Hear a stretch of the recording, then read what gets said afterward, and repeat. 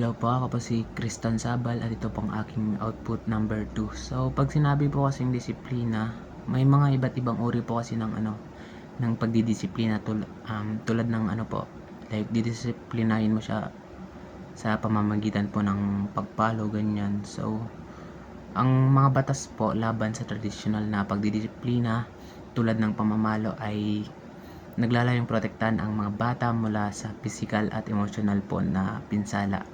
So, bagaman naniniwala ang ilan makakatulong sa papanumbalik ng disiplina at respeto, pinapakita ng mga pag-aaral na maaari itong magdulot ng negatibong epekto sa emosyonal na kalusugan ng bata. Sa halip, nihikayat po ang paggamit ng mas positibong paraan ng pagdidisiplina na hindi gumagamit ng karahasan po.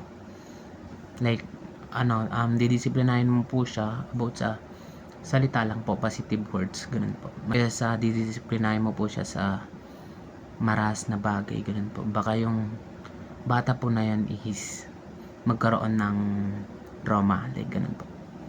Yun lang po, thank you po.